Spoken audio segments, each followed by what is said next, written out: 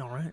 And we are live. Good evening, everyone. Thanks for joining us. Dota 2 Attitude says, oh my god, because they've spotted a PEI dev. SR Baker, or Stephen, hello. Do you want to tell us what PEI devs is? Yeah, PEI devs. So PEI is Prince Edward Island. It is Canada's smallest province. That is an island on the east. Well, they call it the East Coast, but I'm from Nova Scotia, so I know what the East Coast actually is. I hope there are no newfies here. Um, and PEI devs is the nerd club there that I was a member of. I think I helped start it when I lived there. And now I live in Sweden, and PEI devs is one of the things that I miss most about living in Canada. So, welcome, PEI devs that are joining us. Yes, welcome. And, as. A bit of background. Um, I have this idea that in the future, like historians looking at the 2020s will believe that the polite way to say goodbye to someone is to say please like and subscribe, because if you watch every video, that is how people sign off. I'm going to also turn this into a greeting. So please like and subscribe, everyone from PEI Devs. Yeah, please like and subscribe is now how I sign off from my work meetings. I need to get into that because they don't pay me enough at work. Uh, so yeah, All right. if I could make a bit of Patreon, uh, from all of my colleagues, that would probably make me actually want to commit to putting the effort in. There we go. So, for those of you that are just joining us for the first time, this is Objective C Retain. Yep. And Graham and I love Objective C, and we really love the frameworks that are for developing software that came, uh, well, not from Objective C, but came in Objective C. And I believe they were made better by being made in Objective C. Adrian B says we should have put our video thumbnails in the dock, which Graham tried, and I believe they were too small. Yeah, they're just like pointless postage stamps at that point. I definitely appreciate the sentiment, but as Dota 2 Attitude points out, the videos could usefully be larger. So I can edit that live. Actually, I will do so. Um, They are small. You can't. This beard can't be contained to a dock Oops, app. I set the So right thing. so we are exploring Objective C. Hello, Feral Bob. Feral Bob is also PEI dev um, and is also very knowledgeable about Objective C and the frameworks. So what we want to do is help people use their existing or develop new Objective C and Cocoa skills in order to port their applications and build new applications on free software implementations of Objective C and the And Cocoa Coco, yeah. frameworks, which so far we've been using GNU Step on various platforms, and we seem to have settled on one that works, which More or is less, yeah, yeah. FreeBSD with GNU Step. Yeah, so this is FreeBSD And 13, which is still in release candidate. Currently RC2. I haven't been keeping up to see whether RC3 has been released yet. Dota 2 Attitude wants to see the agony on our faces as the code doesn't work. There is lots of opportunity for that. Well, yeah, I mean, you're also going to see the furrowed brows as we struggle to reason about a dynamic runtime. Right. So that's what we're here to do. We're here to spread the Objective C and Cocoa love on free platforms, Yeah, and but we also should start to by celebrating a birthday. absolutely. It is the 20th birthday today of macOS 10, which, arguably in a very indirect route is the reason we're here. Yes, Rasabo is correct. Chat via IRC, which means I actually get to use a free software chat client. I was using Firefox before, which is a free software chat client, but anyway. Happy birthday, Mhm. macOS 10 is where I was going with that. Yeah. Although is Mac OS 10, maybe Mac OS 10 isn't celebrating a birthday because it's dead and it's now It's Mac OS 11. no, I expect most people are still on High Sierra, not High Sierra, Catalina because If they they're like smart, their they would still Macs. be on Yeah. Catalina. Yeah. I did the big whoop upgrade a few weeks ago, and I am very unhappy with that upgrade. And most large changes to Mac OS, um, those who have known me for a number of years will know that I go through this about an every 18-month schedule, where I do an upgrade of Mac OS and I hate it, and then I immediately run out and buy a ThinkPad and swear off Macs for my entire life. And that usually lasts um, for a couple of weeks, months, if I'm being generous. And I always come back for the same few reasons. Uh, the command key Yep. is missing on most platforms, and I want the command key because then it doesn't trample all over my control key for things that are more important, like Emacs and the terminal. And the I come back for that, and I also come back for the applications that people designed for usability with care.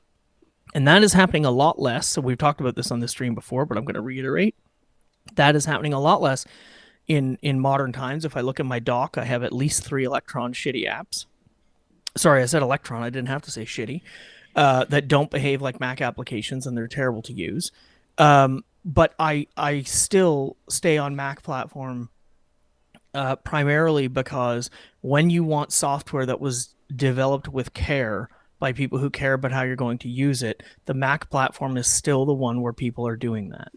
And what we aim to do with this stream is to help people who care about designing good software bring it to other platforms, because I'm an avid user of OmniFocus. I haven't found anything. My life falls apart when I don't use OmniFocus, and I haven't found anything like it yet.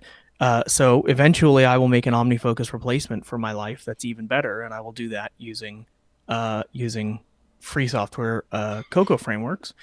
And it's really important to me that software is designed by people who care about it. And I'm not saying that people that design software for Windows don't necessarily care, but there are different constraints. And Mac OS has the HIG and has people who really pay attention to usability and cohesiveness of the system. And that's a thing that's really important to me that I want to bring to free software platforms. So Dota 2 Attitude said that they are older than Mac OS 10. I'm older than Mac OS 1. I'm actually older than the Commodore 64, but not as old as the ZX81. I think that was an age bracket that I identified on our other stream where we do Amiga development. Right. Yeah, and that's I think we're roughly the same age. Hmm. Okay, Um, yeah. I think I'm a and little older, yeah, but not by much. But yeah, yeah, so 20 years of Mac OS 10. Though, as you say, that's actually 20 years of Mac OS 10, OS 10, Mac OS, which is now version 11.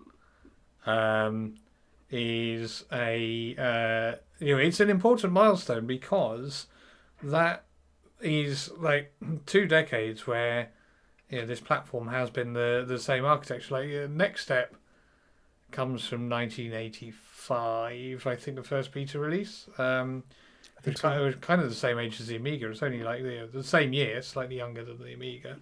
Um, the OpenStep, which was the version of the APIs that we all sort of actually know if we have done any AppKit work on Mac or on GNU Step, was 94.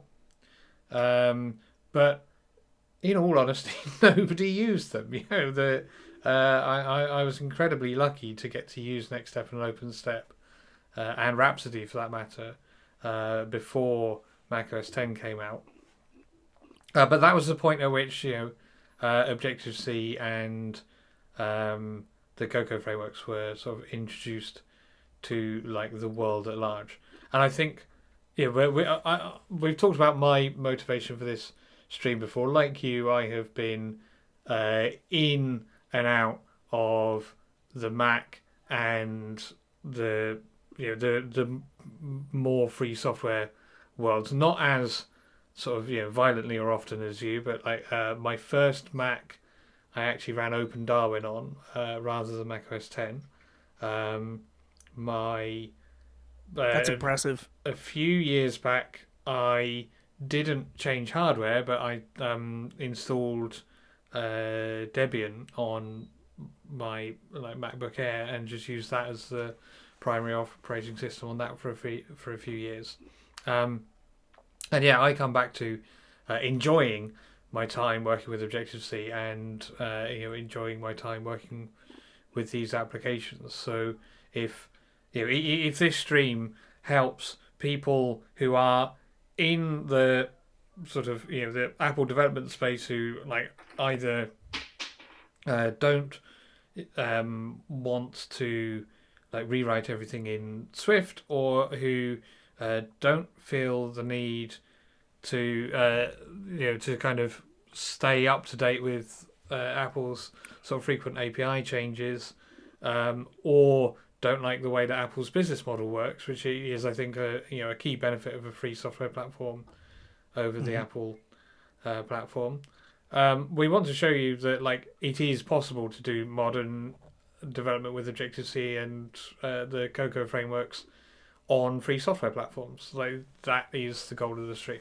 But it's it's Mac OS 10 that makes that both a thing that is worthwhile doing, and I think makes GNU Step a particularly important project for the overall GNU umbrella at this point in history. And so I still acknowledge that 20-year anniversary as a as a positive thing.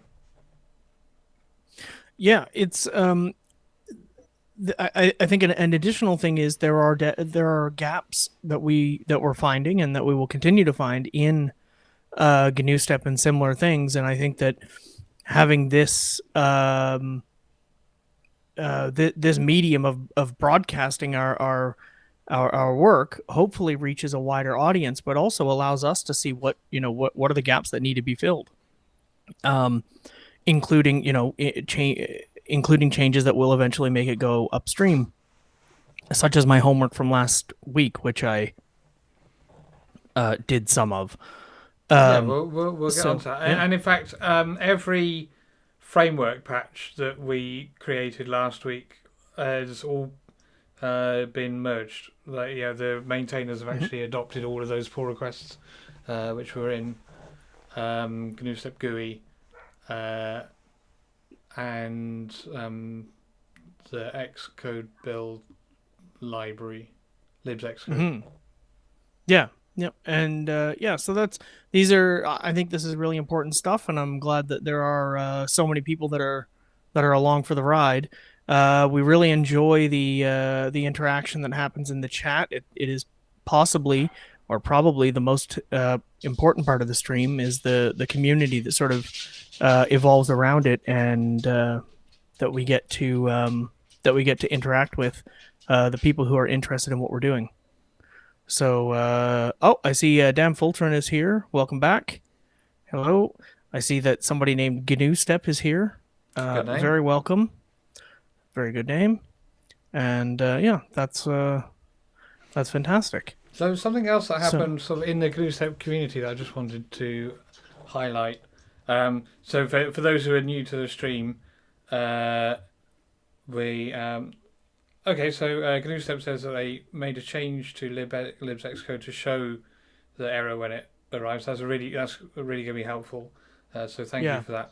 I imagine then that GNU Step is Greg, and indeed GNU Step did just confirm that they are Greg Casamento, who is the chief maintainer of the GNU Step project. So it's really good to have you on board. Thanks for coming. Please like and subscribe. I'm glad you enjoyed the stream. Thank you. I was going to bring up over on so that there are mailing lists for GNU Step hosted on lists.gnu.org, and the main one is called Discuss-GNU Step.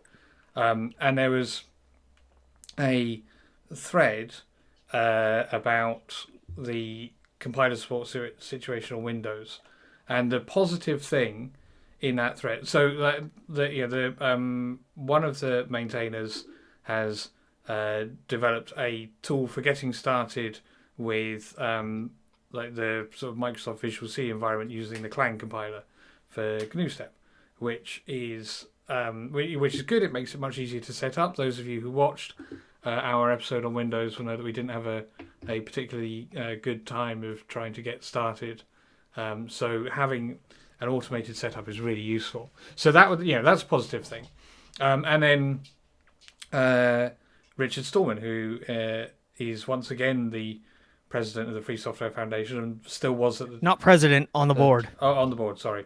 Right. Praise be. Was before, is now, and has been throughout the recent history. The chief nuisance on the GNU project said you need to advocate for GCC over LLVM, and with good reason. The GCC compiler is a copyleft compiler, or rather, the GCC source code is copyleft, and the Clang source code is not. And so companies are already using Clang and LLVM to produce proprietary compilers for secret architectures where you don't get to write your own code because they control the entire stack. And so the availability of Clang and LLVM restricts people's freedom. But there is a historical difficulty with using GCC for Objective-C development, which mostly comes from Apple adopting Clang because of the GPL and developing the new features there, but also from the previous time when Apple just didn't make their source code releases particularly easy for the GCC project upstream to incorporate. So it was very hard for people to tease out the patches that Apple had made to the compiler. And this is true of Next before them.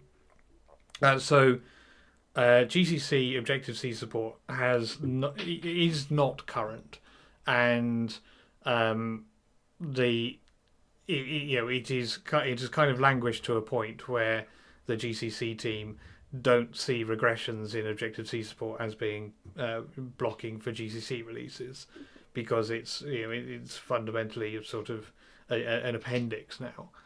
But having aired that discussion on the mailing list, Stallman said, I can help to get these features into GCC. Now, that's obviously the very beginning of what would be a long process and a lot of work, but it's still a positive sign that that the chief of the GNU project is willing to advocate for GNU Step and for the improved compatibility of GNU Step with free tools, including improved Objective-C support in GCC. So hopefully, someone, it might be us later in the in the development of this stream, or some people who are in the chat community right now. But hopefully, people will sort of take up that offer of getting their changes shepherded in, and will start to improve the Objective-C support in GCC. Yeah, that is for me a very positive movement, because I've always I think it's really important that we have multiple compilers and that they're all free software. But I always have this worry about LLVM being adopted because of its more right-leaning license, because I see the problems of companies adopting it to further their commercial goals rather than to further the community goals.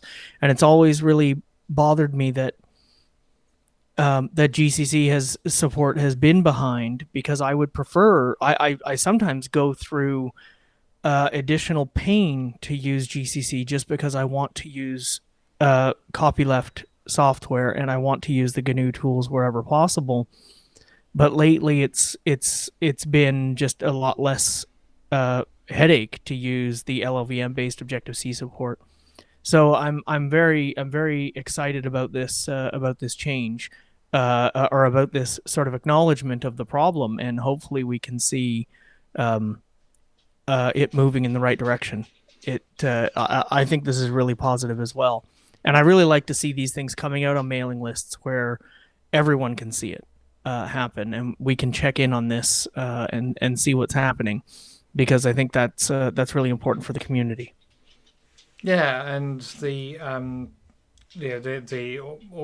like other sort of clear fact is that Apple are winding down their corporate interests in Objective C. They'll obviously still need it for potentially decades from now, but it doesn't need to be sort of changing for its developer experience anymore. So actually, GCC could easily like catch up and equal feature parity with the Objective C support with Clang with a finite and understandable amount of work.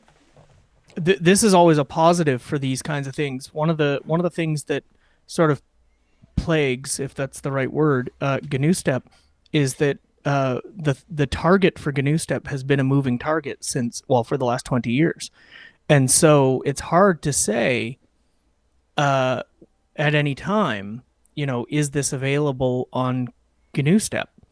When you use GNU Mail app, for instance, which is a fantastic mail client, and a lot of the GNU Step stuff still uses NS Sidebar. I think it is. Is it the shelf, which I think is NS Sidebar, which got deprecated in, I believe, macOS 10.10, which was a mistake because the sidebar is fantastic. I really like the shelf. Maybe I'm mixing up the words here, but the sidebar is that pop out thing that you would put. Mail app used to have it on Mac as well. Do you mean a drawer? Is it drawer? Yeah, sorry. NS drawer. That's what it is. The shelf is the thing in the file manager, and that got deprecated. And I think that there's not really a good replacement for it. What ended up happening was people started making apps with one window with a sidebar embedded in it, and I think that the drawer is a really useful GUI utility that exists on GNU Step and doesn't exist really on Mac OS anymore. But anyways, there are a bunch of things where GNU Step is perfectly compatible with the latest and greatest, and there are constant updates to it. And there are a lot of things that were available in like Mac OS 10.7 that are not implemented in GNU Step. So it's hard to target your application to a given place because there's not a point in time where GNU Step says, we support everything up to this point, and we have compatibility with this version.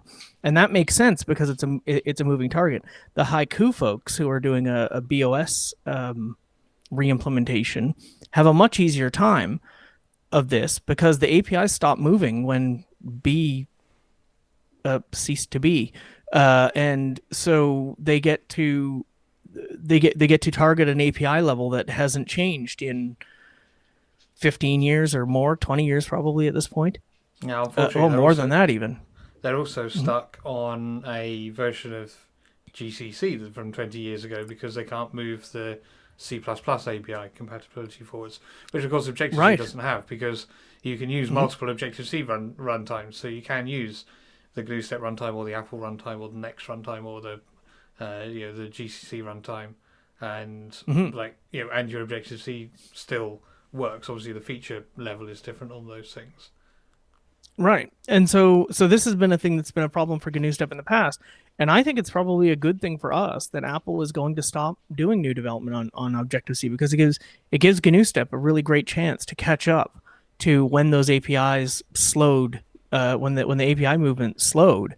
And it gives us a really good opportunity to, draw a line in the sand and be able to say, look, your Mac application from today will compile and run on GNU Step when we can say that.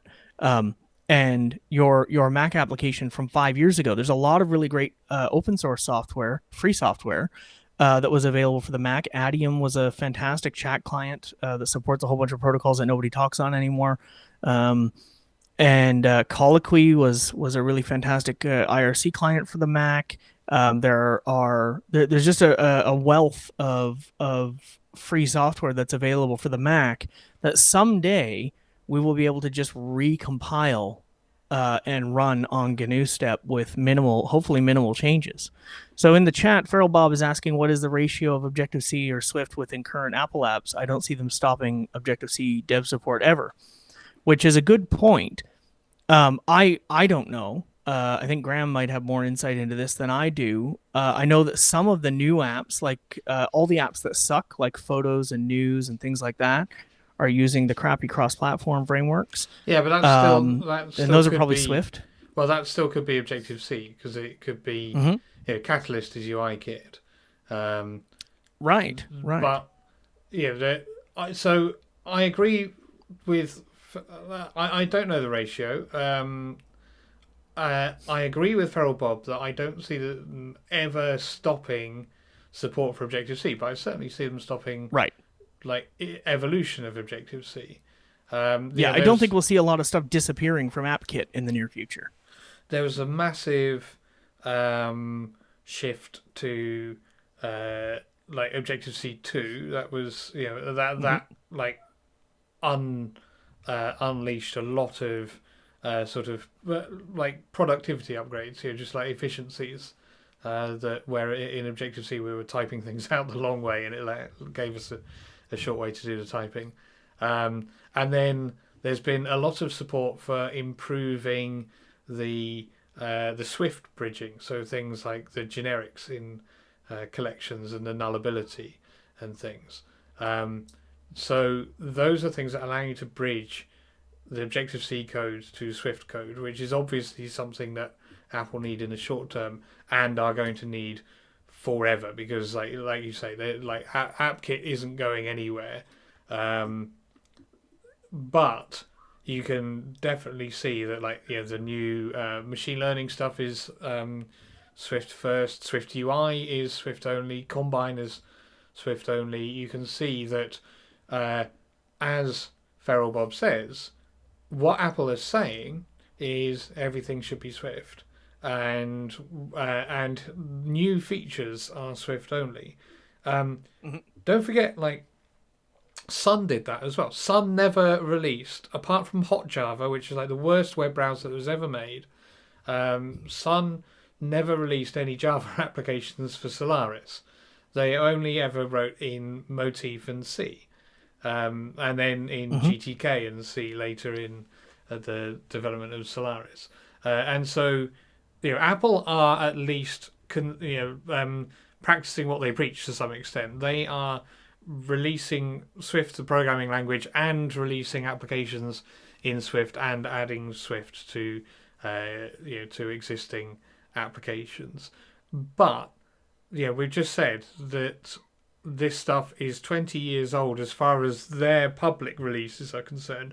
Of course, they started this development December 1996, and that continued Next and ironically Sun's development from before that. So there is a huge legacy of Objective-C in Big Sur. That ain't going anywhere, but it ain't going forwards as well as not going backwards. Right.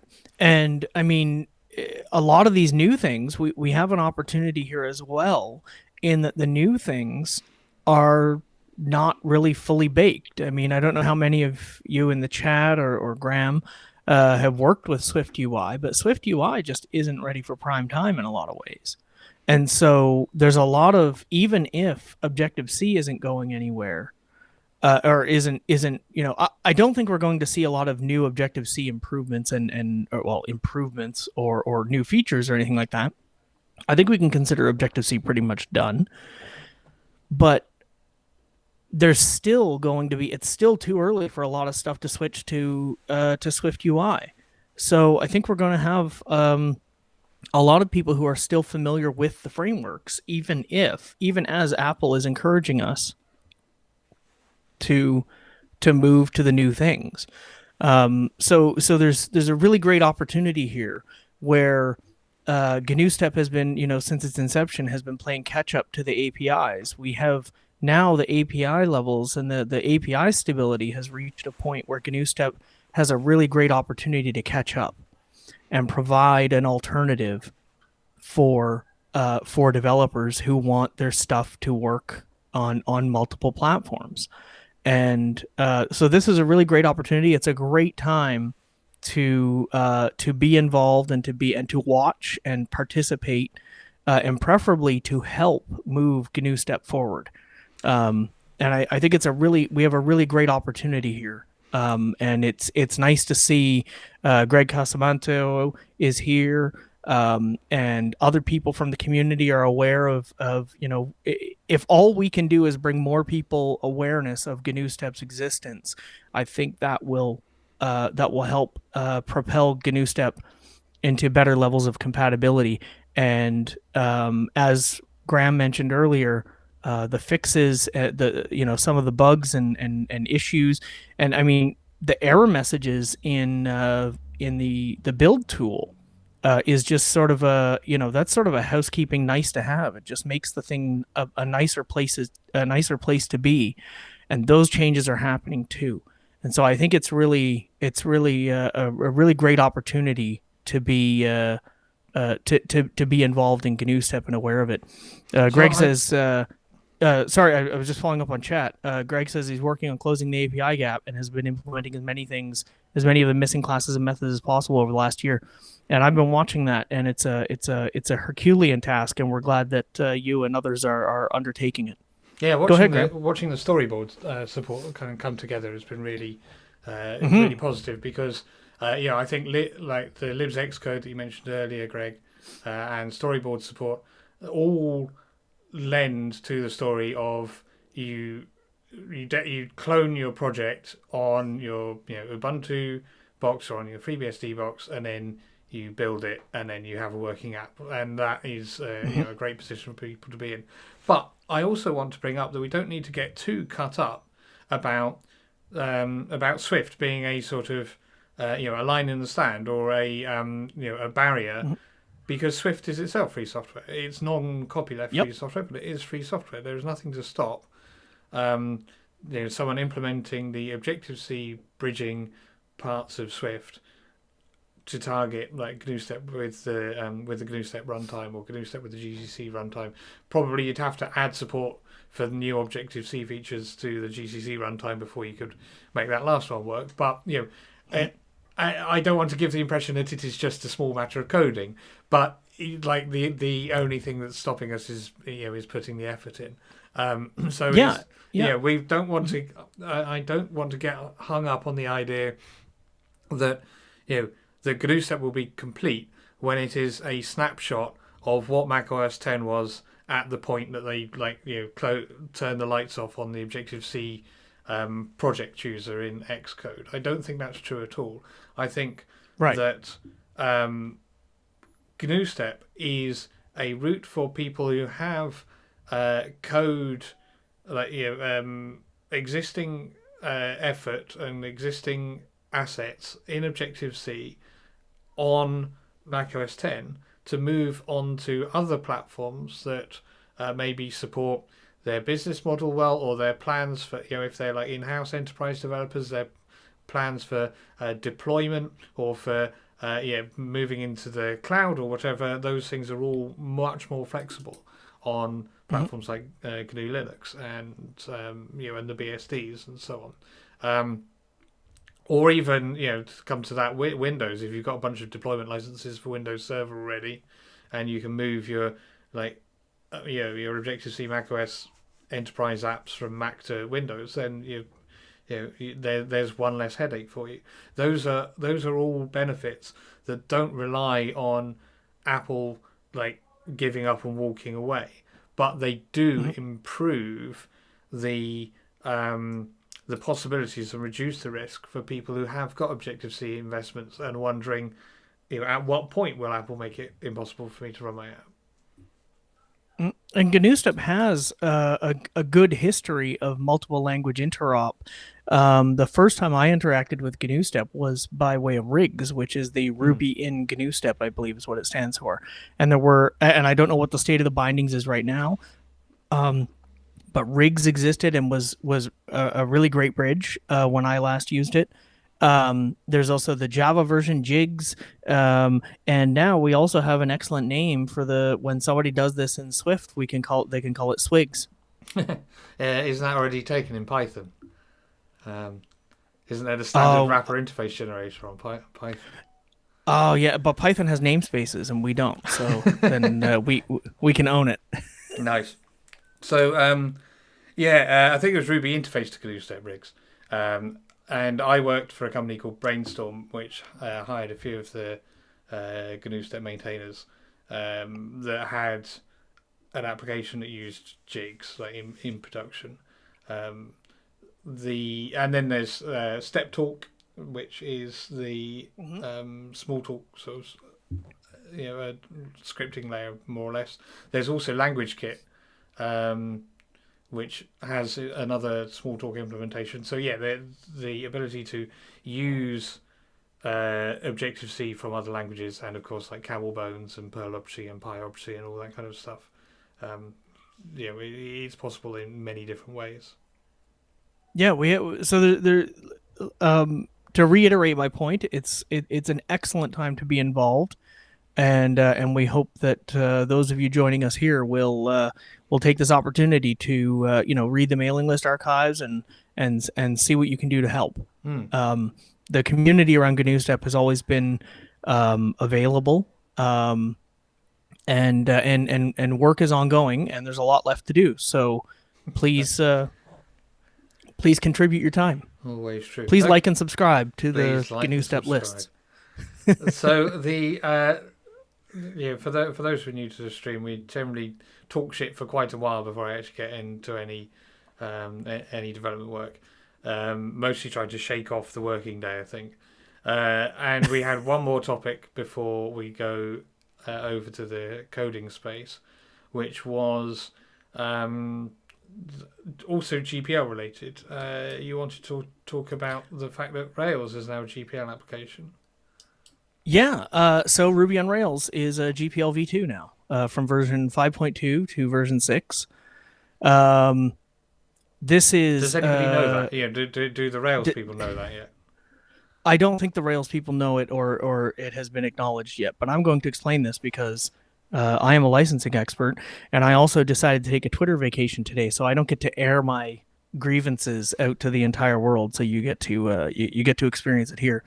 A transitive dependency on active storage, which is one of the libraries that's shipped as part of Ruby on Rails, was found recently in the last couple of days to have, I'm sure it was accidental, but I'm still going to use the word, stolen some GPL v2 code and removed the license header. And they did the right thing as soon as they were made aware of this by one of the maintainers, one of the owners of the code said, hey, you've taken this piece of code and you removed the license header, and that makes your whole project GPL v2. Thank you. Then they immediately said, you're right, our project is GPL v2 now, and they changed the license. They updated it. They pulled all of the Ruby gems and reissued new versions with the GPL v2 license. Because Ruby on Rails depends on this, Ruby on Rails now has a transitive dependency on a GPL v2 project, which means that Ruby on Rails is now, by way of dependency, GPL v2. Now, I fully expect that the appropriate people are doing the things that they feel they need to undo this. But copyright assignment and software licensing is a bell that you cannot unring. And so, because we now know that the library is called Mime Magic, because we now know that Mime Magic is GPL v2, and it has been since they included the GPL v2 dependency, which was in the initial commit. So it's always been GPL v2. Anything that depends on it is also GPL v2. This is really, really, really great. Feral Bob linked to the issue in Rails. Thank you for that. And so now, this doesn't matter for most usages of Ruby on Rails, sassholes, because the sassholes run the software, they run it on their server, and they don't have to release their changes to you. Because they're the only ones that use that are the user of the software. What this does mean, though, that if you have a theoretically closed source version of a Rails app between version 5.2 and 6.1, which is the current version, that closed source license does not apply. It cannot apply. Now, the only one that I can think of is GitHub Enterprise, which may use a version of Rails earlier than 5.2. But if you have a local installation of GitHub Enterprise and it's based on a version of Ruby on Rails later than 5.2, that means that GitHub Enterprise is GPL v2. And this, I think, is a massive win, not because I think GitHub is good software, but this is what copyleft was intended for, and it's an excellent use of this, and I absolutely love it. So, there's a long discussion in the GitHub issue, which I will follow up on. Yeah, so the but this important part is that the George Claghorn, who is Rails core team, says, we, brackets the Rails core team and friends, are currently investigating the possibility of using the two-clause BSD license libmagic, the basis of the standard file tool, or Ruby translation of its magic DBs. So while they haven't resolved the historical versions problem, their plan going forwards is to use permissive non-copyleft license implementation. Right. And that is a solution, but it doesn't unring the bell for anything that uses Rails 5.2. Now, if you have a Rails app in production that people only interact with through a web browser, it doesn't affect you because you are the only user of your software. But if there was previously a closed source application which closed source in Ruby land is really just you are not allowed to redistribute it, guess what? You're now allowed to redistribute that thing, which is fantastic. This is not legal advice, by the way. This is expert advice. There is a slight difference, but the licenses are well understood, and this was unfortunately an oversight of the Rails people who. I think that this draws a finer point on people, making important decisions about their dependencies without giving it proper care and attention. We went through this. Well, we didn't, because I'm not in the JavaScript community. Thank fuck. The JavaScript community went through this with LeftPad, or a similar thing. But in the Rails community, people will very easily just adopt dependencies without due care and attention. And a lot of these open source license compliance issues, which is one of my jobs, have to be looked at manually. It's a very difficult problem to solve automatically, especially because some of the licenses are project-based and some of them are file-based, and some of the licensing information is just vague in a lot of these projects. So that's not GNU Step news, but definitely licensing news. I was thinking about this when we were talking about sort of Apple's interactions and usage of copyleft software. Apple has a history of sort of complying with the letter of the license, but not really the spirit of the license. They did this with WebKit. WebKit is KHTML. The KDE folks did all of the hard work, and Apple forked it, made a bunch of changes, and then when they were told, "Hey, you need to contribute your changes back," Apple just released a blob of code that didn't really cleanly back apply to KHTML. So they were complying with the license to the letter, but not really with the spirit. So KHTML ended up falling a little bit behind. But that is why we have WebKit as a free software project. And it's really important. The politics around this are really important for the future of software. So I wanted to talk about that a little bit. And that's also applicable to Objective-C itself, because famously, I think the first GPL enforcement case was Next's Objective-C compiler, which they were planning to. We talked about this on an earlier stream. They were planning to just give users the various objects and let them link the objects together as part of the installation step, and asked RMS what he thought about that, who said that sounds like you're allowed to do it. And then Eben Moglen said, no, wait, because any reasonable court would say that you are, this is like a grievous workaround. Hmm. It's not complying with the intent of the license, and so that is why GCC had open source Objective C support at all. So yeah, these are like practical issues with real application. And it's really important for the future of free software to be able to have these kinds of things to look back on, because we choose these licenses sometimes, often we choose them deliberately. I always choose the GPL3 or the AGPL3 or the EUPL, which is similar to the AGPL. And some people don't choose them; they get chosen for them, like in the case with My Magic. So these are really important because that's what we're here for. This is what we're trying to this is how we move the community forward, is by requiring people to use the software in the way that we intended. And that's, I think, a really important this, I think, will be one of those things that I will certainly remember.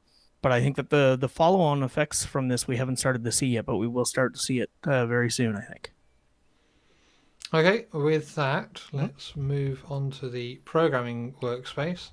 I haven't pulled the version that Greg described of libs Xcode that produces errors because we don't have any errors. Everything works. Mhm. Well, I did want to draw a point on this actually, because you said that the goal of these things is to be able to pull down some Mac source code and build it. And once we got the patched build tool, all we had to do was remove a couple of things that don't exist on GNU Step or free software platform, and our program built and ran. Now we're going to get into the next step that we have to do good to pun get the there. program usable. But you are able now to pull anti-RSI from my GitHub. It's github.com/srbaker/anti-RSI.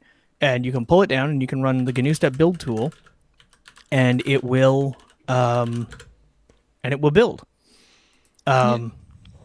Now, And so like, now we need to fix the GUI. Yeah. All we had to do was remove a bit of code. Actually, sort of glosses over the fact that all we had to do was remove the feature that makes the app what it is. So it's not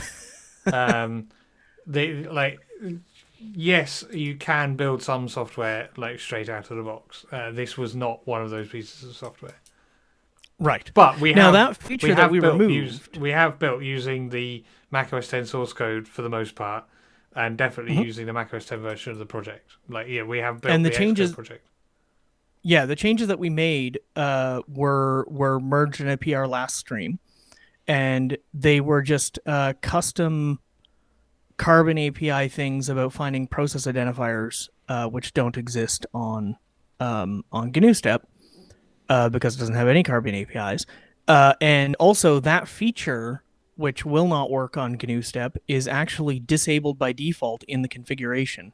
So that feature is not necessary for the program to run. It's an additional feature that is, and it's actually, like I said, it's disabled by default in the user preferences, in the user defaults. So we can totally run this software without this. Thank you for joining us, Feral Bob. Please like and subscribe. Please like and subscribe. Yeah. So, but I just wanted to sort of set realistic expectations. What we've done is turned off a load of stuff until the thing worked. But we still got the thing to work, which is kind of cool. Well, we got the thing to build, because what then happens is we run the app in the bundle, and it can't load the main model file, main menu, and then so we don't get a window, we don't get a menu, we don't get anything. But the process is Objective C and the process is running. Now, so the question is, what do we do to get the nib to load? Is this a There is an issue in the resource copying. You need to copy the nib into the resources directory. Well, maybe that's it. That might be it, because I thought GNU Step already had nib loading sorted. So let's take a look. Right. This is a. Well, let's compare what is there with what is in the project. Yeah, so it does have nib loading, and the build tool doesn't copy properly. So this could just be as simple as do the manual copy step afterwards. Yeah, so I noticed in your first find command in the left window, it says resources english.lproj and base.lproj. Yeah. So the nib was copied, but maybe it just needs to go in the top level resources folder. You're right. It is there and there. Mm-hmm.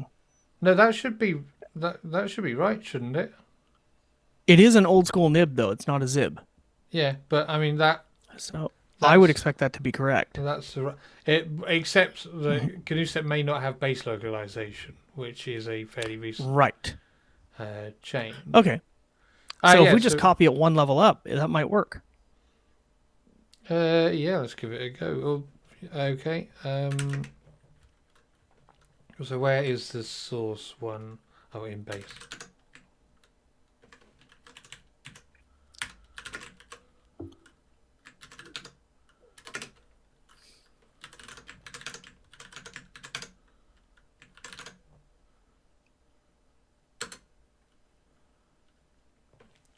Right, and then I had the open command, but this is.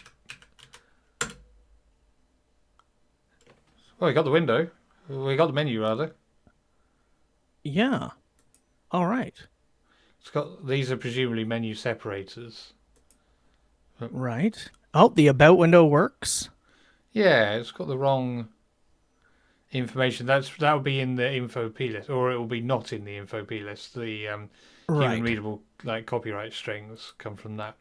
Mm-hmm. So there's a bunch of things that don't do anything. See if the preferences window opens, because the preferences window. Holy shit! Wow. Okay. So we can see that there's some very slight. This is obviously doing some custom. Is this custom button drawing or? I don't think so. Because this doesn't look like the default theme for these things. Maybe it just asks doesn't for look a like rounded the default button. theme. Now the feature that I was talking about that's disabled by default is that last checkbox. Okay, right. And that one will not work on GNU Step. So it obviously doesn't have an app icon as well, because that needs to be a 48 by 48 TIFF in. And it's also anti-RSI on the round button is part of the default theme. Okay. Draws its own. On the Mac it draws its own badge dock icon with the timer in it, and that's another thing that I expect to not be in the same in GNU Step. So okay, so this is very promising. Evidently wrong, but that's possibly because we're using the base localization, not the English localization, because daily at 1st of January 2000, that should probably be showing us a time, not a date. But I suspect if you deselect show activity in dock, it might default to the app icon. And then like I say, it doesn't have a right. Okay, it might be trying to do it. Mm-hmm. This is promising. This is where the dock icon. Sorry, I'm pointing at my screen. The dock icon was bouncing occasionally, which suggests it's trying to do an update, but like that. Mm-hmm. It's bouncing again. Yeah. Okay. Well, this is fantastic. So, is there anything we can do if I press take break now? What happens? If you press take break now, it should show the window that holy shit, it did. Right, so it looks like we've got 7 minutes and 50 seconds of talking shit again. So that is a stylized window in macOS. It's translucent.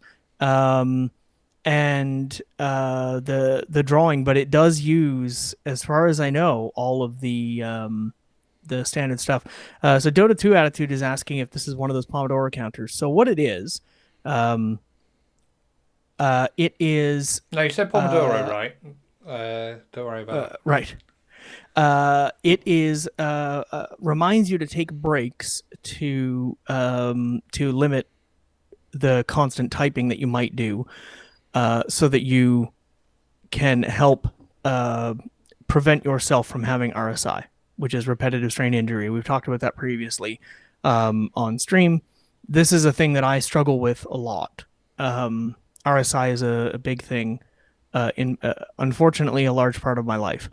And so this is a thing that I use on Mac OS to prevent me from being crippled, or whatever the appropriate word to say that is now. But when I type for too long without this kind of thing, I pinch nerves in my wrists and my fingers go numb and I can't type anymore.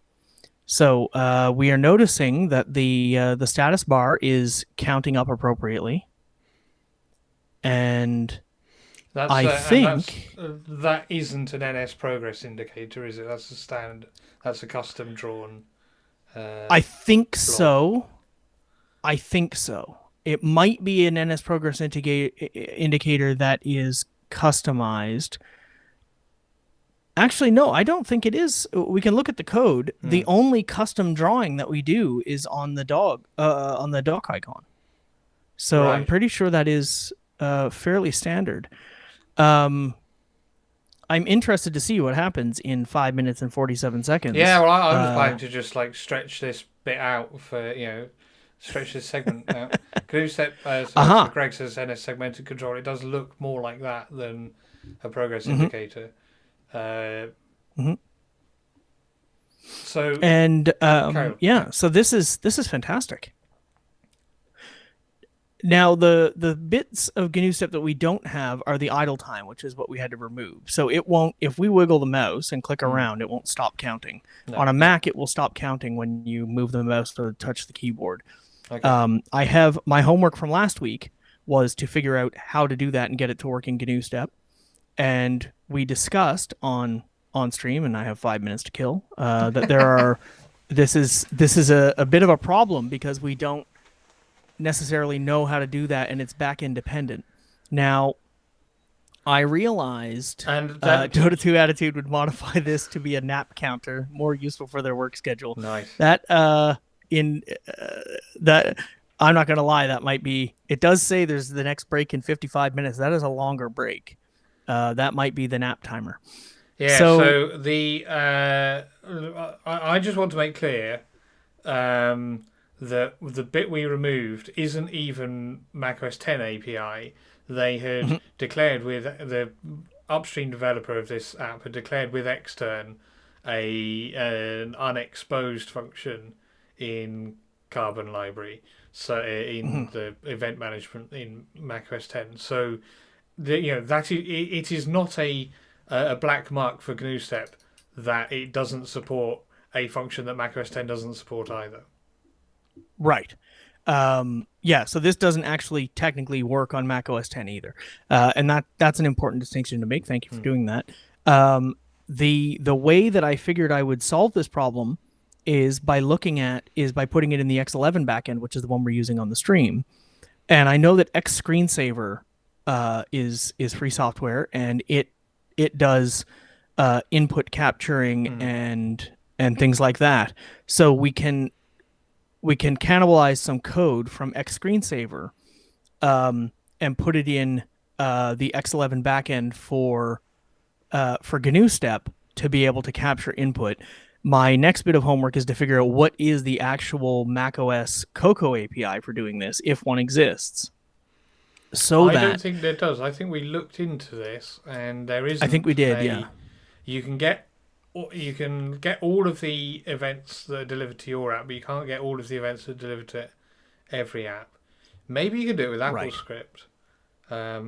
There's a way to register global hotkeys, but I think Apple have turned off whatever people used to use for that in favor of having a a provisioning entitlement and a register for global hotkey API.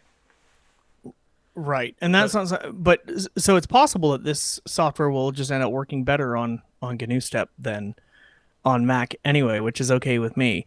So the plan is to figure out an appropriate GNU Step API for capturing input and basically registering it so that we can stop the timer based on it. And the appropriate X11 code is pretty small, but my X11 knowledge is limited and old. Fortunately, X11 hasn't changed that much in the intervening years. So the remainder of the homework is to basically implement that in a GNU Step backend or similar, so that we can make use of it in anti-RSI on GNU Step. Yeah, I would probably. And all we want to be able to do is stop the timer when you are being right, bad. Right. I think that the way that I would approach it is the same way that we did the NS running applications stuff, which is to actually implement it in this app and get it to work, and then extract it into what is probably going to be the backend library, as a pull request, because if it is an appending pull request, then nobody can use it. If it is in this app and in a pending pull request, then we can use it. Yeah, absolutely. But so that's the next bit of work.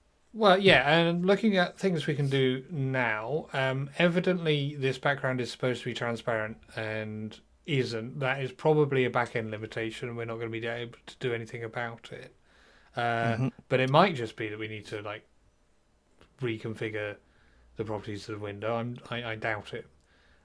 I would be happy if that window just had no minimize, no close button on it and a title bar and look like a normal window. I'd be very happy with that. Okay. This thing, that is probably a localization issue, which is probably just because we used the non-localized version of the nib. Mov.1 says translucent windows require a compositing window manager. I'm using Window Maker, which ain't one of them. So I think maybe this even is transparent if you're using Compiz, and we're just not doing that. There you go. Boom. Okay, so the work break is over. But I would be very happy if it just showed up as a regular window with the default background color and stuff, and I would be happy for that to make it back into the Mac version. I don't necessarily see a need for it to be a stylized window for my usages, and it's possible. No, I'm going to say it's probable that I am the only person in the world that still uses this application on Mac. You probably need to change the nib to do that. We can look at the source, but if you do need to change the nib, then you need to do it on your Mac, because Gorm can only open Gorm files. Right. The help doesn't work, which is probably not surprising because it's probably using the standard help book viewer. The web link. Okay, so I haven't got a service in my workspace that would open the browser. It did open the browser anyway, and it opened the browser on the right page. So, so the error was wrong, not the behavior. Yeah, so 10.4.3 and later, that is quite old. Okay, good. That worked. You might want to update that website, that web address. So there's not a whole... Yeah, I'm going to do that. The thing that we could investigate for now is why the show activity in doc isn't working. Yeah, we can definitely look at that. I do want to take a quick look at the anti-RSI view implementation, because I suspect it's a subclass of NS window, as I recall, that just turns off the decoration. Anti-RSI view .m. Oh, both. Yep. Good call. And so if we... So it's just a view, actually. Oh. Right. Okay. So the window would be in the nib, and the view is the thing in the whole nib. It I looks like guess. it, yeah. So Okay. yeah, So background okay. So it is is in the nib. Yeah. transparent black. Uh, yeah, it's just the it's just the draw rect. For drawing into the Right. icon, you might look at time on or a clock in the GlueStep applications project, for example, is how to do that. Well, Okay. that sounds like That a plan. that sounds like an excellent plan. Let's quit this for a moment. No, let's not quit that. Don't quit. Let's quit that for the moment. So this is also, because we're using the Apple nib, this info Hmm. menu is actually the anti-RSI menu, which is why it has quit and about and preferences here. And then Hmm. this quit is the global quit thing. So that's why you've got two quit options. But I mean, the thing basically works. Like Yeah. This is fantastic. what you, yeah.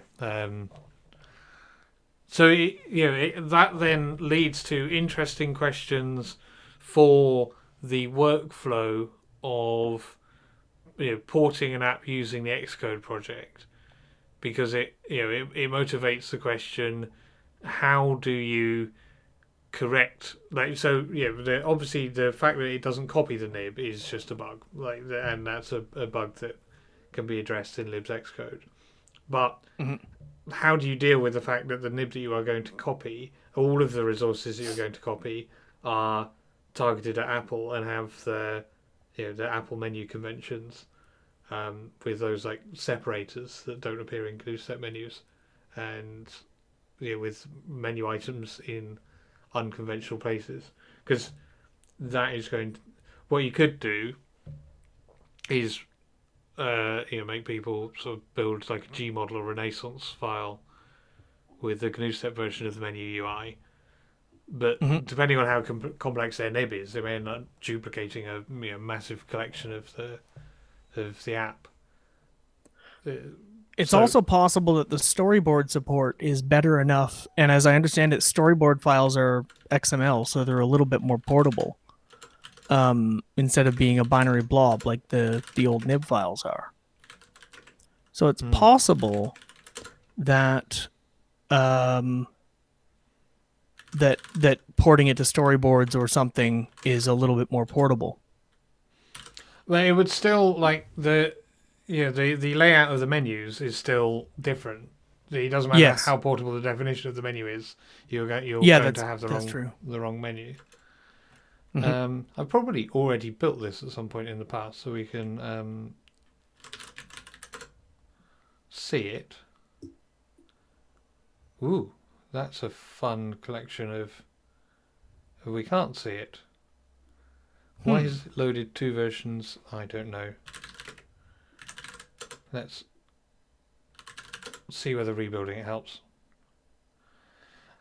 And I can see the app icon has made its way into the dock now. That's the anti-RSI app icon, is it? Yes, it is. Oh right. Okay, so So it it went isn't away when drawing. we ran it. Yeah. Okay, so it Hmm. isn't drawing when it's running. Oh, That's not that's surprising. interesting. That's not surprising. The command that Window Maker picked up to run that has a relative Oh, path, right. so that just isn't a good idea. Dragging that into the dock was never the right thing to do. Right. Well, okay, so now I've built it, so hopefully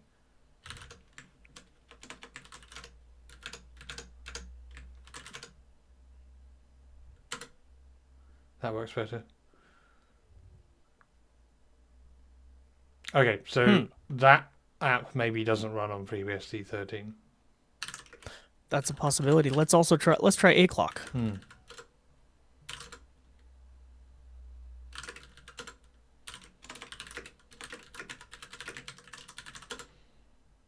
Oh well, I'll also have built that at some point. There we go. Okay, so that And is that one works. drawing. That looks a lot like a OpenStep mini window. So it looks like what they're doing is drawing there used to be a thing on OpenStack where you could draw a window in the dock icon, and so the Next Preferences app had the date and time in its dock icon using any window. But we'll look at the source to see how it is done. Audible alarms sounds like exactly what I don't want, and I haven't got the sound output plugged in anyway. Right, I'm just faffing about now. That's what I expected the picker to look like, not the rounded corners. That we have in TRSI. But if that is just a built-in thing and they've asked for that style because that's the default style on the Mac, then yeah, whatever. Right.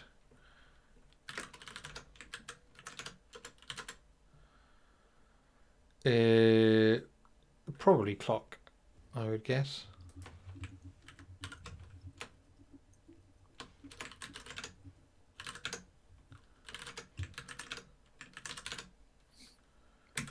Well,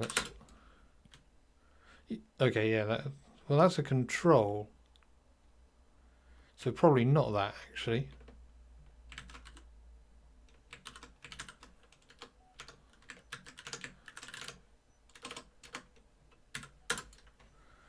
Let's see what this thing does. Okay, so I see at the top we have a static clock CL icon. Yeah, okay, so maybe it was that. Yeah, this definitely does a bunch of drawing. This has all of its seemingly all of its code in the app delegate, which is obviously a recommended pattern. Okay, clock update.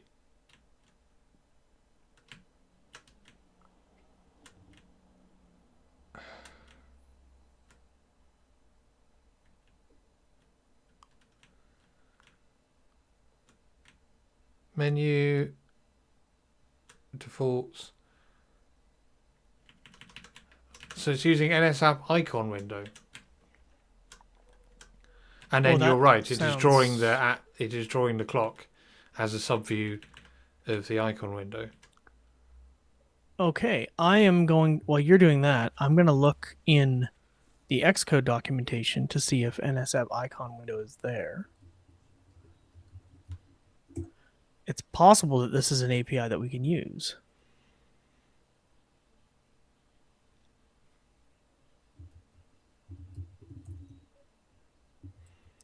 It does not appear to be there.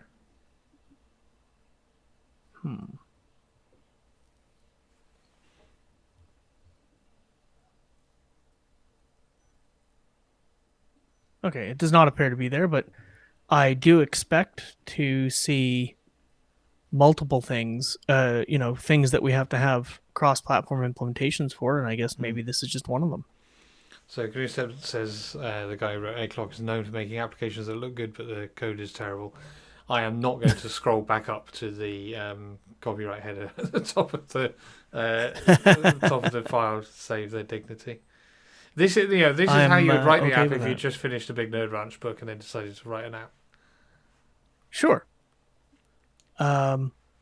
Okay, so I think we can probably use this. If we take a look at the anti-RSI code, we can take a look at, as I understand it, the doc badge is drawn using Bezier paths, which means that it can be drawn into a view, and then the view can be set. It can be drawn into exactly. Right. Do you know where that is done? Well, everything is done in anti-RSI.m, as I recall. Okay. And if you go to just search for doc, there it is right there. So this does set application icon image. And then it does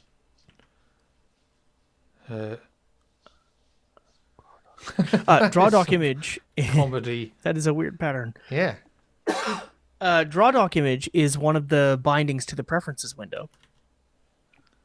And so here we could, and it calls draw doc image.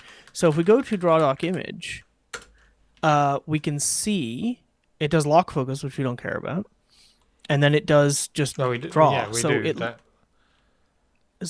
and that's just drawing. So I think we might be able to just change that line of code above that does the NSApp, whatever it was so we called can that you change looked at in doc. that Yeah, weirdo we statement. can change doc image to the content view of the NSApp icon window, perhaps. Yeah, I think or I think it might or be add a like that. subview, but we might just be able to draw directly into it. So should we do that by finding out where doc image is actually defined? And Yeah, let's look at that. that might be a Ooh. Oh, okay. It uses Cocoa bindings. Interesting. Yeah, we talked about Cocoa Bindings last stream, I think. Or, well, you did, because Cocoa Bindings is not a thing that I'm very good So at. it's drawing. So this makes an NS image. Okay. Okay, so what we can do is create an NS image view in the in the NSApp icon window. Yeah. Right. Okay, let's do that. And then we can just put the doc image there. Yeah.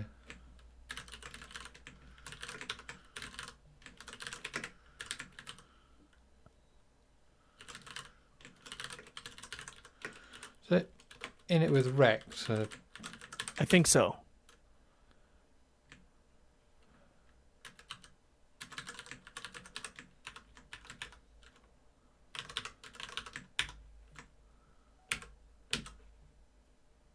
something like that. And what do we say? NSApp icon view content view. Icon window, I thought. Icon window. Sorry, you are right. Yep.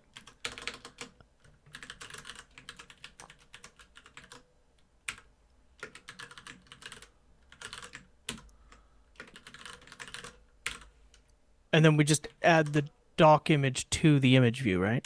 As a subview? Yeah, I don't know right? whether... Yeah.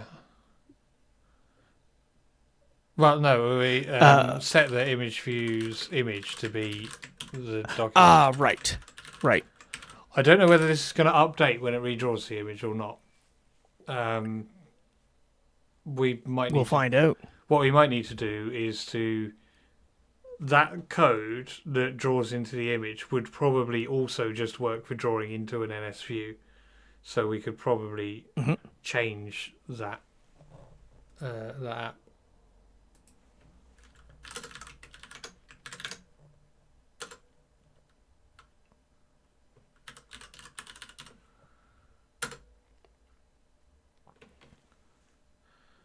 Well, that worked. That built, anyway. It sure did. Now, has the build clobbered the previous... has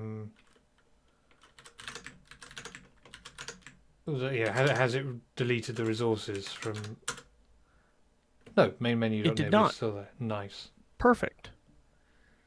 So, yeah, this going back to what I was saying about like the conventions for building from an Xcode project, we also need to stick an app TIFF in there somehow, which obviously wouldn't be in the Xcode project because why would your Xcode project have an app icon? So maybe the answer is you have a script that you build the project from using build tool, and then you have a script that copies the nib into or like replaces the nib with the one that's got the GNU step menu in, and replaces the app icon with the one with the appropriate with the TIFF image, and that populates info GNU step with all the things that are going to go into the info window. So there is possibility to not for this thing to actually work end to end. It's not quite there at the moment. Right.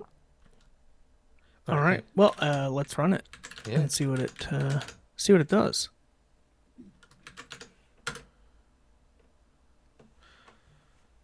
Well, it's got a... Okay, it has loaded the icon this time. And now if you start a break, so go to break, take a break now. Load the main... Oh, But That it is works. weird. It hasn't even But drawn the window this time. it's not even drawing the window, yeah. Okay.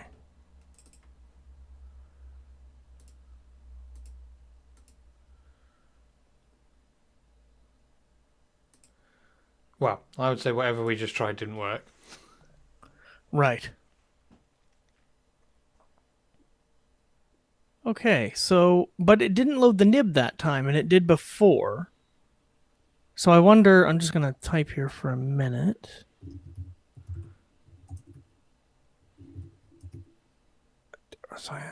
Oh, there's an exception. Yeah.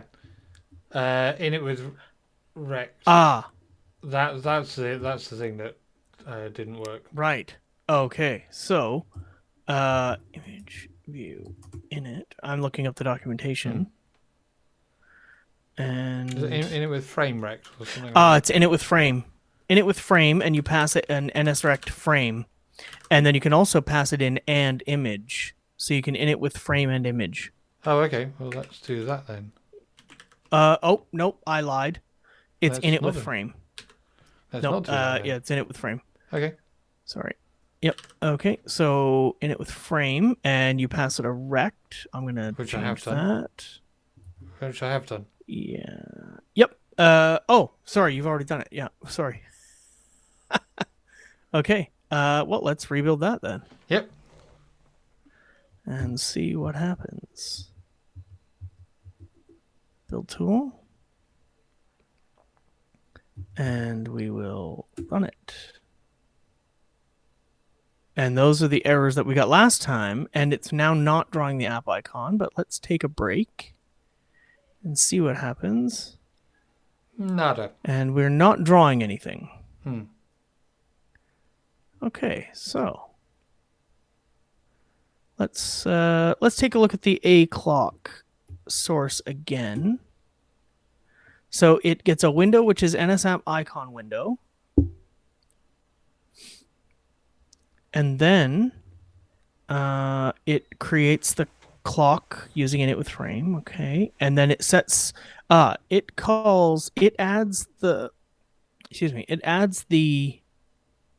it uses add subview to add the clock. Which is what I did with the image view. Right. Image view. Oh no, you did set image. No, yes. Oh no, you've added after- that, right, and then set image, right. Okay. So the bunch of things that might not be working here are, I think mostly updating the image view might not be sufficient. Sorry, updating the image might not tell the image view that it needs to redraw. So what we could do is hoist that image view out to an instance variable, and then in the draw doc image method, call set needs display on it. Yep. Okay. Yeah, that sounds like it might be a good solution. Should I do some typing? Okay. So I'm gonna yeah, sorry, I'm still make that instance variable. Mhm. Wrong button. Oh yeah, this will be old school Objective-C. I need to put it in the interface.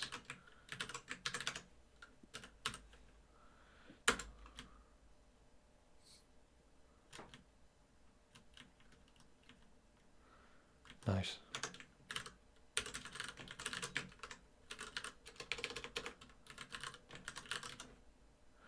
Oh, I've used different. Okay, you know what? I'm going to change that.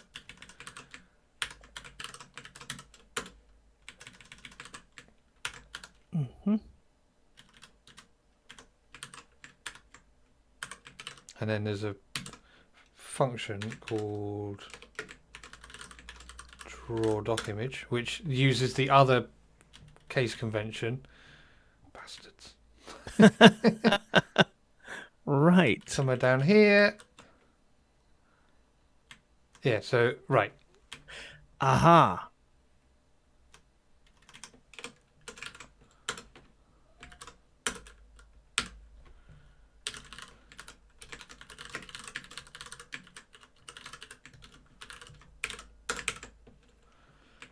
So this is my hypothesis. If this doesn't work, I'm happy with git reset hard and start again.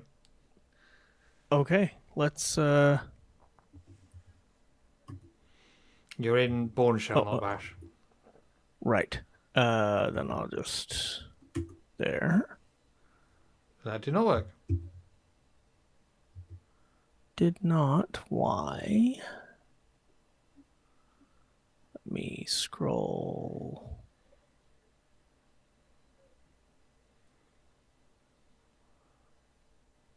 Sources. Okay. Doesn't say. Is this the thing that Greg said he fixed? Yeah, and I just doesn't haven't print pulled. the error. I haven't pulled from upstream. So Right. we can get the error messages because they're just in here somewhere. Greg says in A clock there should be a section where it does lock focus. A clock isn't drawing into an image. A clock is drawing into a custom NS view subclass. Or actually, I think it's not even drawing into a custom NS view subclass. It's just drawing into an NS view. Right. This anti-RSI app is generating an image, and I'm trying to use an NS image view to get it to do that. But in theory, everything that is done between dock image, lock focus, and unlock focus on that image context should work in a DrawRect implementation. Right. In a custom view, so it could be possible to just change the whole app to use a custom view. What was I going to? I was going to look for errors. Let's work out which errors are. Probably the anti-RSI M error because that's the that's one the that only we were building. non-zero length one. The only non-zero.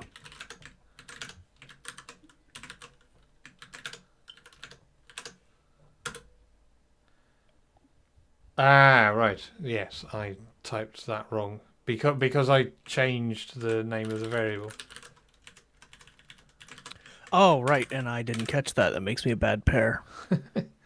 But I had my documentation window obscuring the screen, so Nice. okay, let's see here. Build tool. Even better. And that worked. So we can run it and see what happens. We will take a break now. And it is still not doing it. Yeah.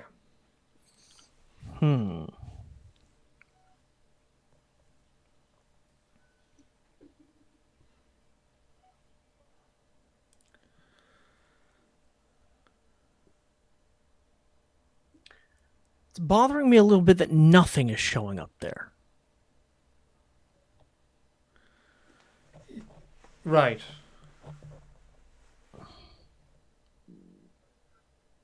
Well, don't forget. Oh, no, we found that the app did have an app icon. I was surprised by that because it's only got an ICNS file, not a TIFF image.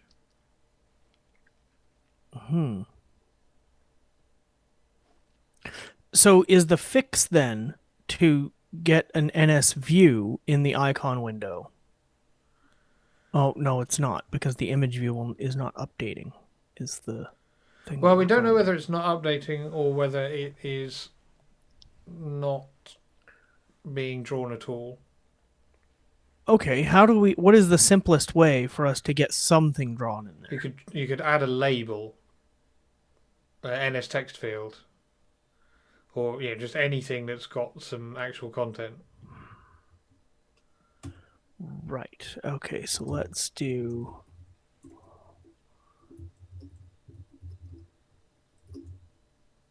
a label. Let's do label. NS text field is a label. There's no NS label class in AppKit. Label equals. No, you missed an equals. I don't know whether your I sure keyboard just did. didn't type Oh, it. I might not be able to type those. I can't type those. Pair programming. Thank you.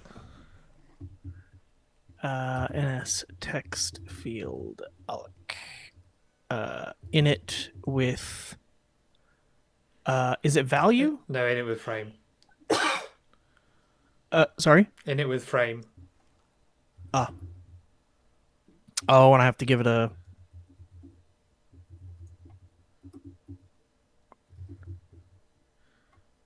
Oh, let's just make it a little smaller, and then. You need a semicolon as well. Oh, I don't have those either. And then label dot. Label set string value.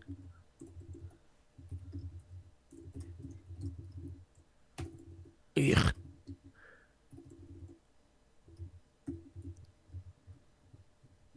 Oh, I have @ symbols. That's nice. That's helpful.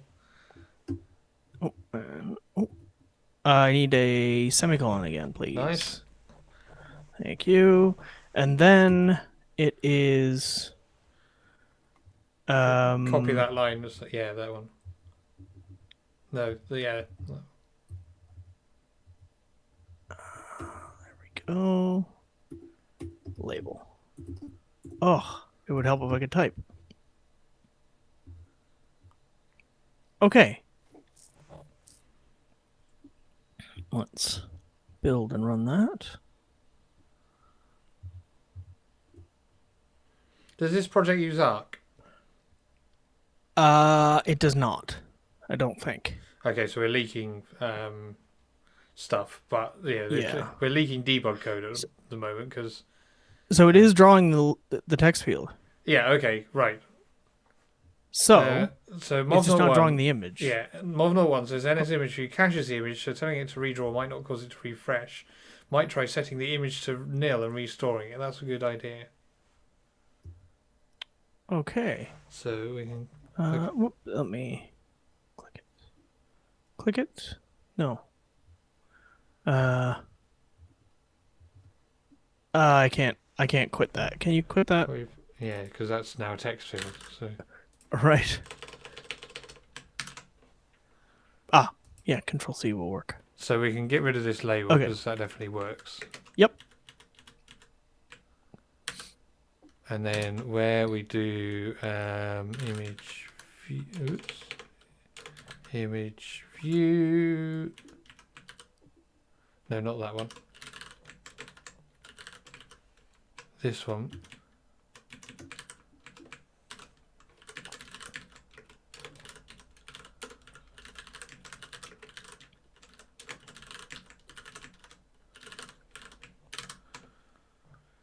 We might There's want a typo in there. There is, yeah. If this doesn't work, we might want to stop calling NSApp set application icon image because that might be interfering with also having the. Although no, that doesn't sound right because we did draw that label that you created. So I think I think I'm overcorrecting now. That still doesn't draw anything. Okay. It doesn't draw anything, but I don't think it only has the app icon until you start a break. Okay. And so it should have something now, and it doesn't. Okay, now, next question. Go to preferences. Yeah. Info preferences. Is it actually trying to draw into... Yes, it is. Oh, but all of those yes, are now... it is. All of those things are now empty. Oops. Oh, there we go. No, it's just because I was dragging the window. That shouldn't... So they're okay now. When I draw... yeah, I started dragging the window before it was finished drawing. Yeah. Okay. The other thing we noticed is that the image was 128 by 128 and the app icon is only 64 by 64. So...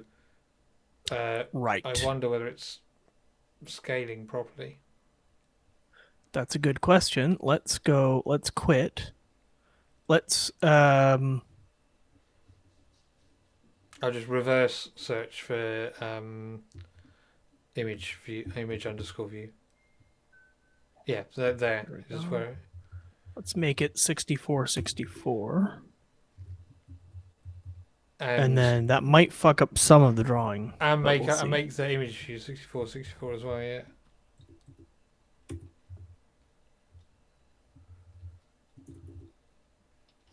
Okay. All right, let's try that.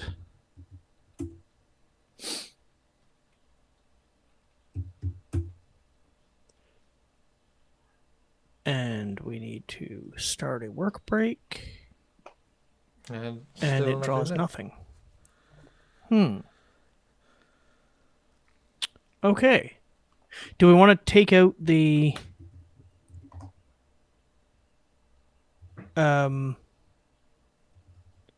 where was it? It was down further. Let's take out this one. Oh no, because we decided that we don't need to because we know we're drawing something there. Yeah, yeah. Okay. So obviously, like, it's drawing something that it will be off the the top right of the image because the coordinates are wrong, but that shouldn't be a big deal. Right.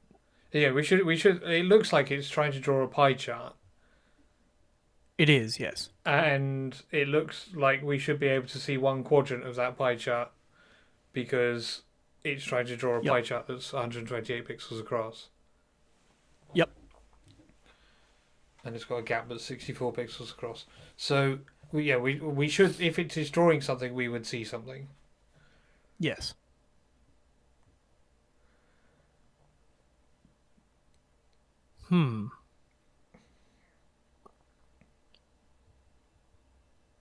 Yeah, we should be able to see the edge of the circle there. Yeah. And we're not getting any errors saying, any drawing errors or anything like that. So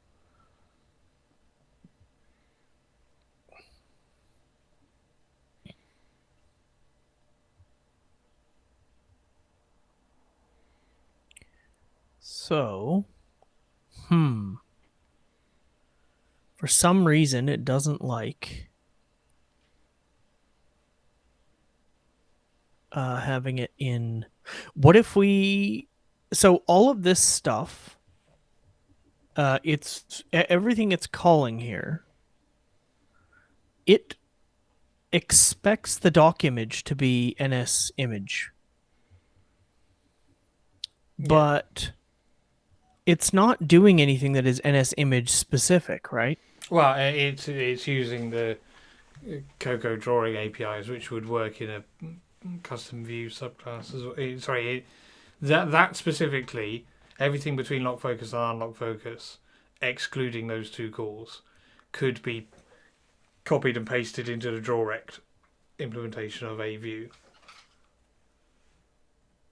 Do we want to do that? Yeah. We can just, let's say, anti-RSI doc image view. And this is going to be... one suggests make sure it's drawing the image properly by saving the image to a file. Which is not a bad idea. That is not a bad idea at all. So let's go. Because we're going to have a lot of fun typing in that new file, and then not a lot of fun adding it to the Xcode project. Right.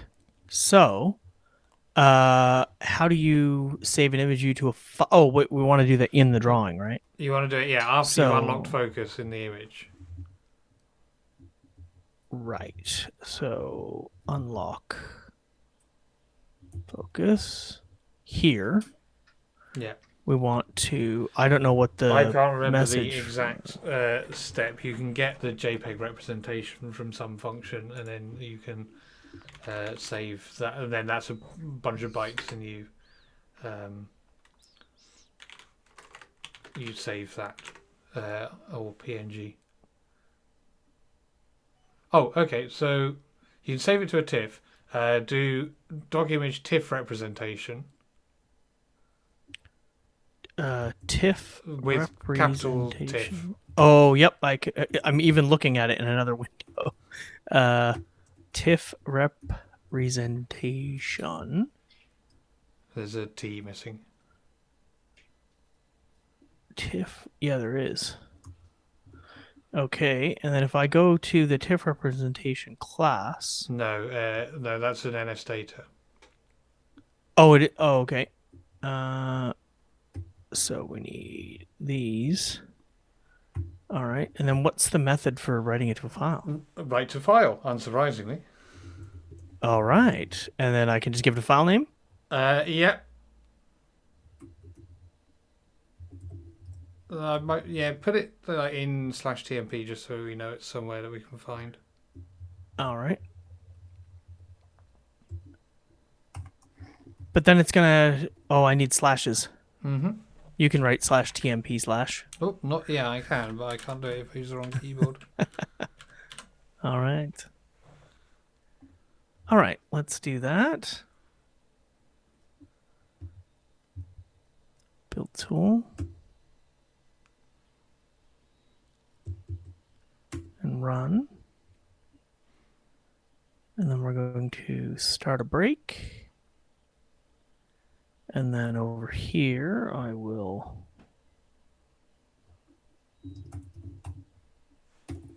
I don't have slashes. No, okay, nothing has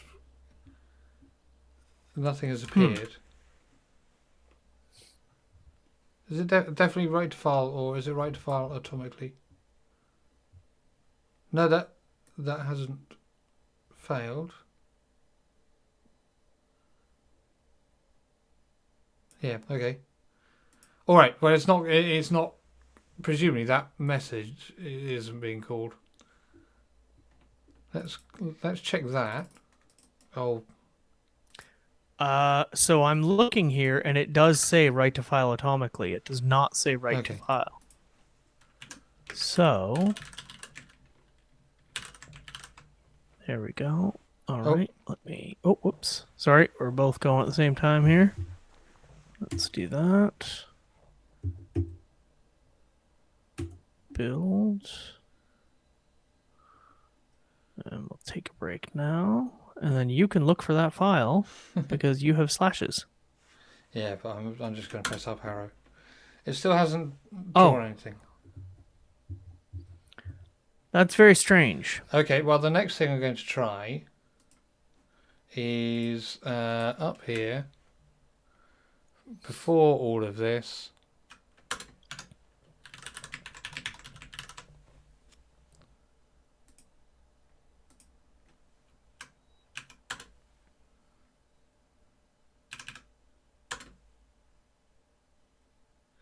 Right, yeah, okay, so that did quit. Okay. And we also learned that it's calling this even when we're not in a work break. So it's trying to draw it from the beginning, which now that I'm thinking of it, I do remember that, yeah.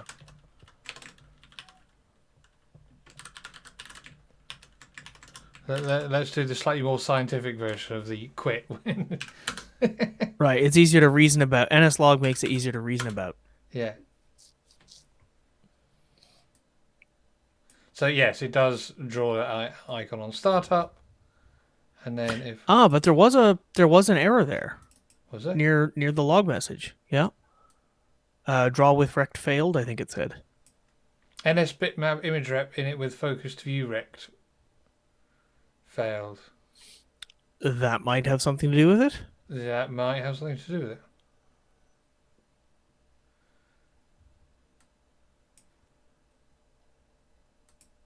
Oh no, I don't want to quit that. I want to quit that. So that would imply that this doc image is not empty, but that it is not something that the Coco wants to draw into. Is it possible that it's refusing to draw into it because it's the wrong size now? Because we've changed it to 6464 and it's trying to draw into a larger rectangle. Drawing into NS image blah pointer name equals blah size width. Well, no, because at this point, right, I got it. No, because it's failing to lock focus. The problem is that the image isn't actually backed by anything. It needs to have a bucket of bytes. It needs to have a bitmap behind it that Right. it can, for it to have anything to draw into. And what we're trying to do is to draw into, like, essentially a thing that can be an image. Right. Okay. So does that mean we want to back it by a view then? No, what we need is an NS bitmap image rep. Oh, okay.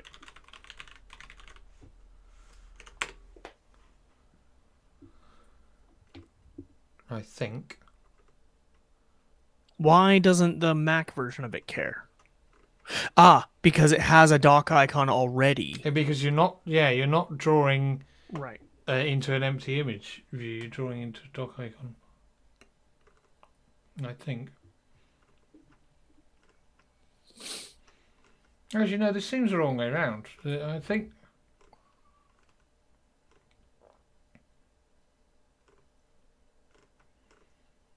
I think you can get a bitmap image rep from an image, but I don't think you need one to.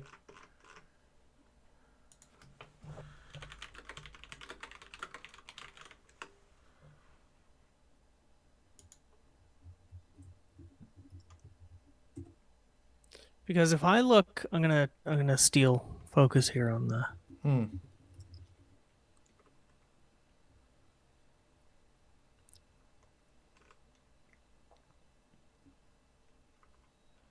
Right, and there's allocate there. Okay.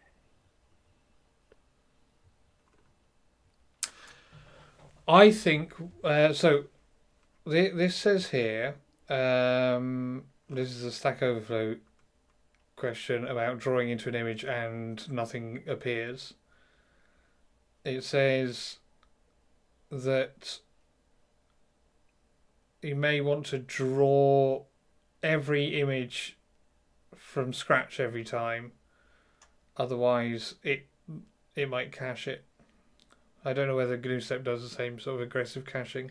Well, it does this on line 197. Oh, okay, it does yeah, this. yeah, right. Where it says set cache mode. But that error message is telling, at least.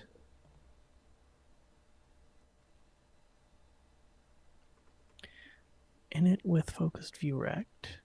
Init with focused view rect. NS bitmap image.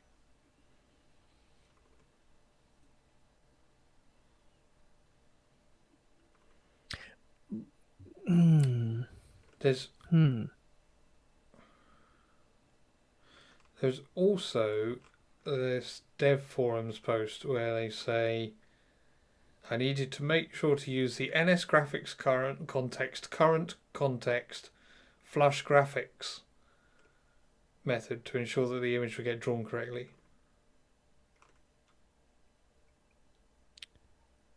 Okay, so in the NS bitmap init with focused view rect documentation, it says that it returns nil if for any reason the object can't be initialized.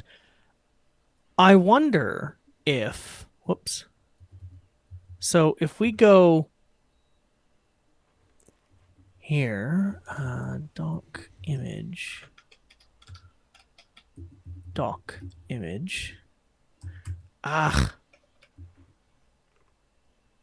search doc image.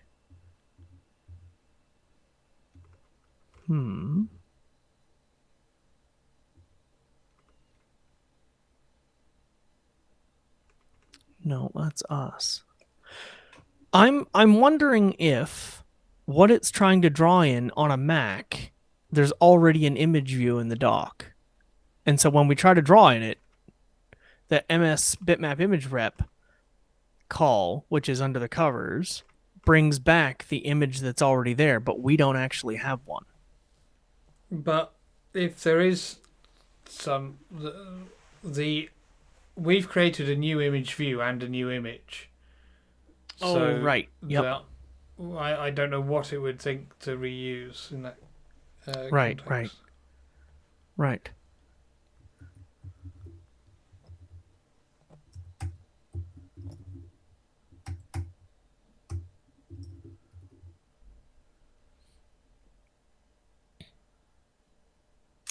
Ah. Uh, Move01 says suggests adding a few more log messages because it's not certain where the bitmap call is failing. It's possibly failing on the TIFF representation call. Yeah, I don't think it. Oh, yeah. It says NS. Like it might be failing further down the Yeah, further that's down the right. stack. That is true. Let's see here. Draw doc image. Oh, there's a bit more in chat here. Greg asks, where are you initializing the contents of the doc image? That is doc image nil? No, it isn't nil because I did nslog. Yeah, you did. Yep. The value of that. Okay, so let's go down here then. To TIFF representation. And we're going to say nslog. Oh, can I? Oh, I can do all these. Okay, good. Drawing the image to a file.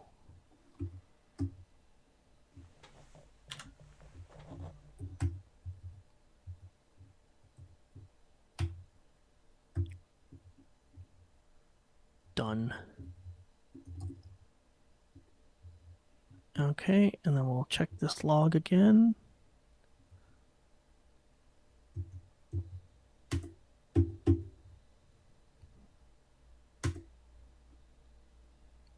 Okay, and if I scroll up, it will tell me. Yeah, okay, so it is on the TIFF representation thing. So it's failing to draw the TIFF representation to a file, which might mean that there's nothing in that image, even though it's not nil, because it did have a name of none. Well, why don't we have a look up why NS bitmap image rep can fail?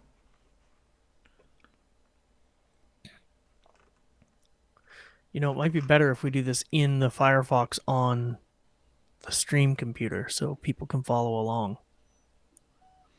That is true. Yep. Let's see here. NS bitmap. What's it called again? NS bitmap image rep. Image rep.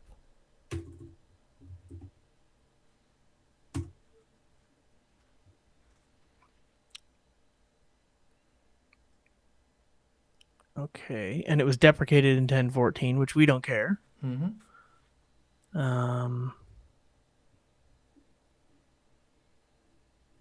probably want to my scroll wheel is Objective-C. Oh, yeah, I certainly do want to do that. That's a different stream that I'm not doing. Okay. And init with focus. Scroll down a bit. Yep. Init with focus view rect. That's it there. Okay.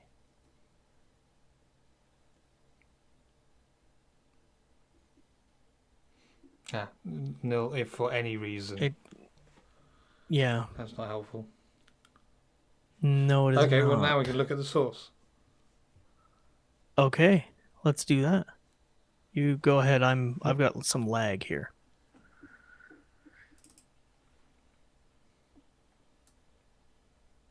Oh, GNU step uses TimeMon uses NS custom image rep. Well, let's have a look at how that works.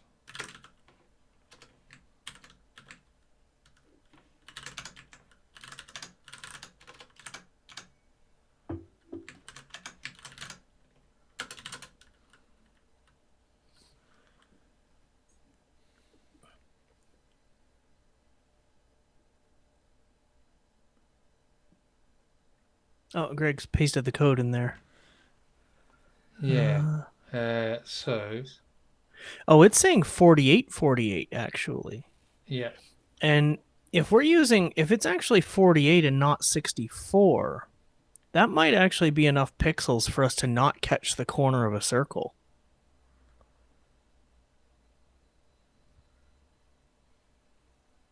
Okay. Well, Let's try that. But I mean, I'm grasping at straws here, and we are coming up on time. why don't we just make the background blue? Oh, that's much better. That's a much better idea.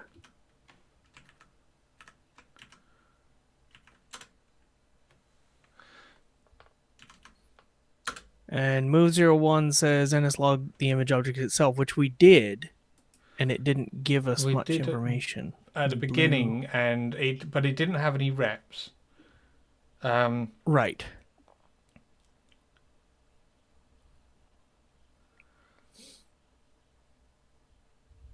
So, yeah, this custom image rep, we're going to have to